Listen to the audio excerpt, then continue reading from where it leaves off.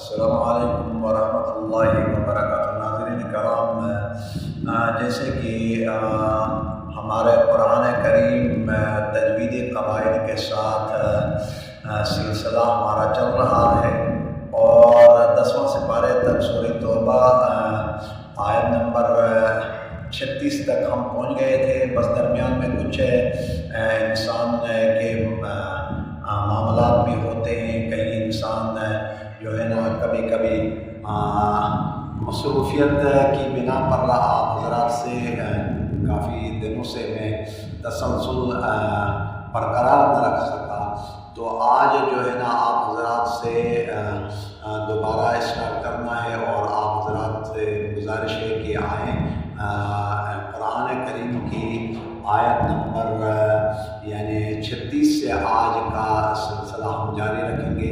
आए कुरान करीम की तिलावत जारी रखते हैं। अऊज़ु बिल्लाहि मिनश शैतानिर रजीम। बिस्मिल्लाहिर रहमानिर रहीम। इन्नमन नसीउ ज़ियादतुन फिल कुफ्रि युضल्लु बिहिल्लज़ीन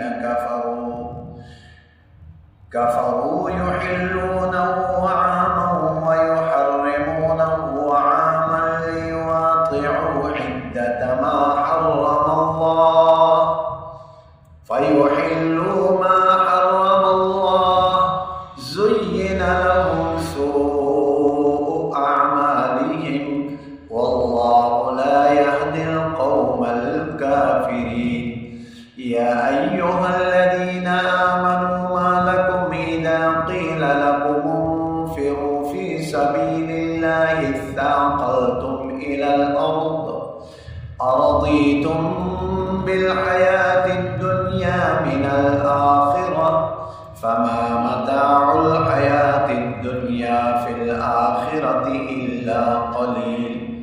इल्ला तंफ़िरू युअज़्ज़िबकुम अज़ाबन अलीमन व यस्तबदिल क़ौमन ग़यरकुम व ला तज़ुर्रूहु शै'अन वल्लाहु अला कुल्लि शै'इन क़दीर।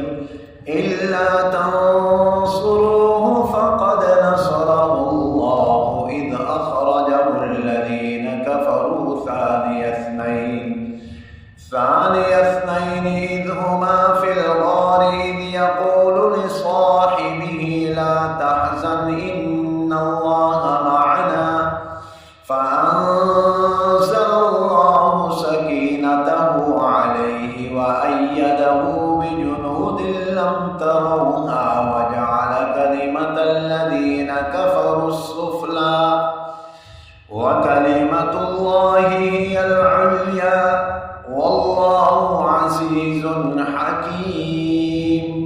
انفروا خفافا وثقالا وجاهدوا بأموالكم وأنفسكم في سبيل الله ذلكم خير لكم إن كنتم تعلمون। ये आयत नंबर 41 सूरह तौबा मुकम्मल हो गई। नेक्स्ट वीडियो में आपसे मुलाकात होगी। अस्सलामु अलैकुम वरहमतुल्लाहि वबरकातुहू।